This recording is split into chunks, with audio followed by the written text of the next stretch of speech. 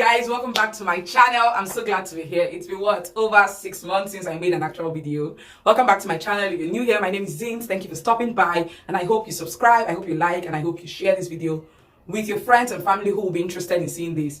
If you're old here, thank you again for always tuning in whenever I drop a new video. I love you so much and I don't take it for granted. So today, very quickly, I'm just going to be talking about something that I have gotten a lot of questions about. So in my comment section once or twice, I've heard people say, how do I know I have PCOS? I've had one person in particular come to Instagram to say, in my DM, I think I have PCOS, but I'm not sure. I'm afraid to go to the doctor. How do I know I really have PCOS? That's what inspired and motivated me to make this video. So basically, this video is just going to be telling you symptoms to show that you have PCOS.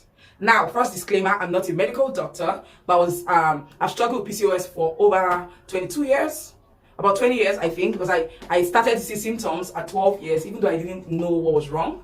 So I think I have enough experience to talk about this topic. Okay. So I'm going to be mentioning different symptoms. Now, bear in mind, second disclaimer, if you have just one or two of these symptoms, it doesn't necessarily mean you have PCOS, or if you have from 3 to 4 to 5, you probably have PCOS. If you have all the symptoms I'm going to call out, you definitely want to check for PCOS through a lab test or whatever your doctor advises. PCOS is short for polycystic ovarian syndrome, and it's a kind of disease in women of childbearing age most of the time, where your ovaries have small cysts on the outer edges of them. Also, you have a higher level of the male hormones called the androgens, which are responsible for irregularities in the way your body forms. For example, the male hormone that's responsible for male features is higher in you, so you have some features that are more than an average woman would have. For example, the facial hairs, the chest hairs, and some other features. And these are the things we're going to be talking about today. Of course, you already know the title of this video is symptoms of PCOS, things to look out for, signs to look out for that should tell you if you have PCOS or if you don't have PCOS. Now, bear in mind, I'm going to be mentioning 6 to 7 of these signs. If you have 2 of these, you probably don't have PCOS. If you have 3 to 5, you probably have PCOS. If you have all 5 to 7 or 6, you definitely have PCOS. So you want to go check it out, do a lab test and find out. Now let's get right into this video. So the first symptom we're going to be talking about is almost the most obvious symptom everybody with PCOS has, or at least 90% of people who have PCOS. It's irregular, prolonged period, or no periods at all. So you're a woman of the menstruation age, you don't see a period at all, or it's irregular, it could come for a few months and not come again for another number of months, or you just see it 2 or 3 times in a year, or when it comes, it just stays for so long. If you're in any of these categories, you want to go check that out, because it's not normal. People say this, especially in the part of the world where I come from, Nigeria, a lot of people say this is normal in my family. Even if it's normal in your family, it doesn't make it okay. You really need to go check that out. The implication of that is if your periods are not regular, you cannot tell when you're on your safe period, you cannot tell when you're ovulating. It affects a lot of things that you need to know as a woman. So that's something you really need to get checked out. Now, the second symptom I'm going to be talking about today is excess hair in your face and on your body.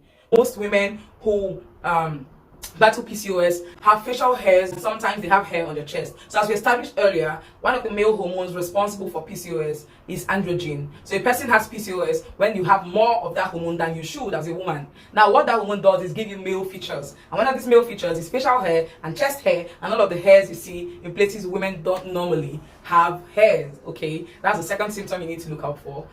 This can be taken care of course, but that's not what we're here to talk about. I just want to tell you symptoms. Now the third thing you should look out for is excess weight gain. So if you as much as walk through a donut and you gain weight, or you sniff a loaf of bread and you can gain 5 kg, that's one of the signs of PCOS. Excess, you gain more weight than an average person, and that's because your body has insulin, most of the time has insulin resistance. You're resistant to insulin. So what that means is whenever you ingest sugar, the sugar, instead of going through the normal process of digestion, goes to store itself somewhere in your body, turns into fat, and just makes gaining weight pretty easy. But when that happens, when you have the insulin resistance, chances are your body begins to store glucose, store sugar, and then turns it into fat and makes it difficult for you to break down this fat during digestion, and they just stay there and begin to pile up in certain areas of your body, usually around the abdominal region and a few other areas of your body. This could differ from person to person, but that's one of the signs of PCOS. Another sign you want to look out for, aside excess weight gain, is obesity.